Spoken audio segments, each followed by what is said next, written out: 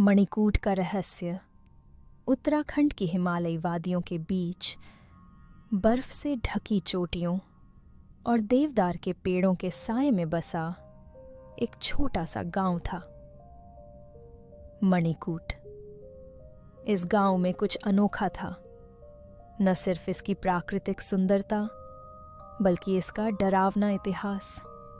पहाड़ों के बीच बसा यह गांव दुनिया से लगभग कट चुका था।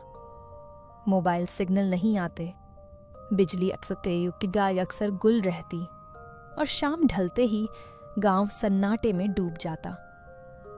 यहाँ के लोगों का रहन सहन सादगी भरा था, पर हर चेहरे पर एक अदृश्य डर की छाया तैरती रहती।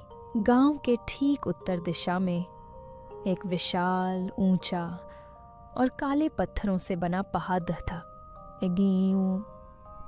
था जिसे लोग काला पहाड़ कहते थे। यह पहाड़ न केवल काले रंग का था, बल्कि आएंगी तो इसकी छाया में छिपे किस्से भी उतने ही स्याह थे।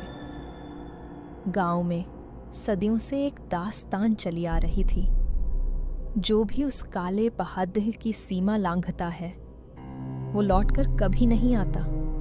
गांव के बुजुर्ग दामोदर काका, जो 98 वर्ष के थे, हर एक नई पीढ़ी को यही कहानी सुनाया करते।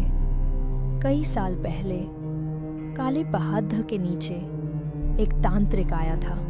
नाम था भैरवनाथ।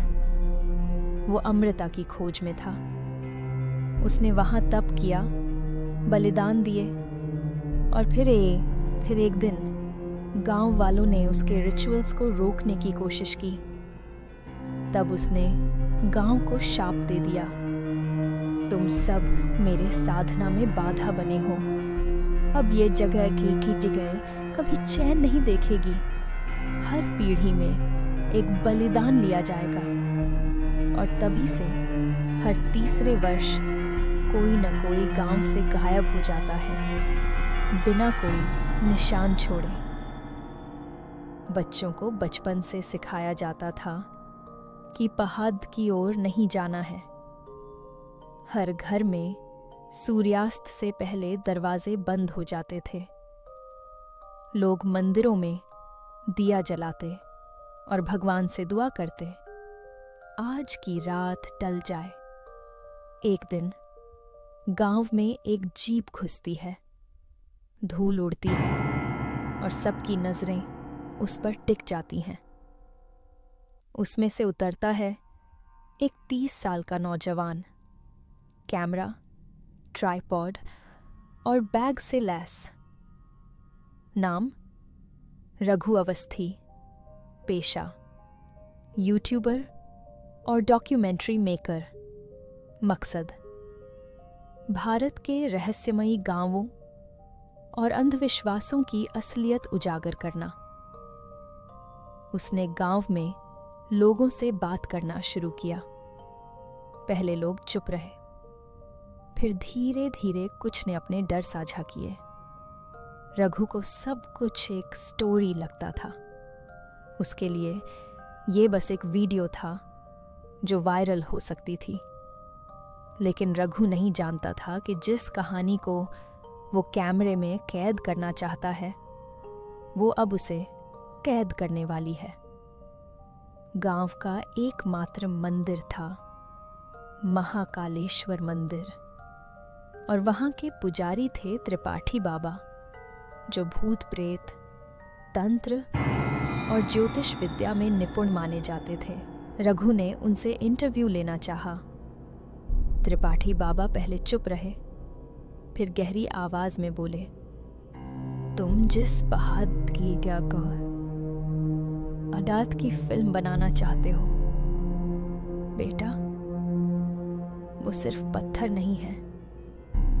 वहां कुछ है जो जाग गया है, और ये दुनिया सिर्फ देखने वालों की नहीं, महसूस करने वालों की है। मत जाओ उस दिशा में, तुम्हारी तकनीक वहां काम नहीं आएगी।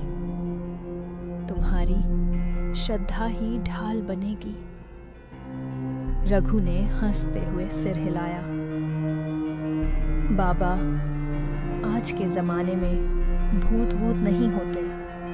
मैं दिखा दूंगा कि ये सब मन का वहम है। बाबा ने बस इतना कहा।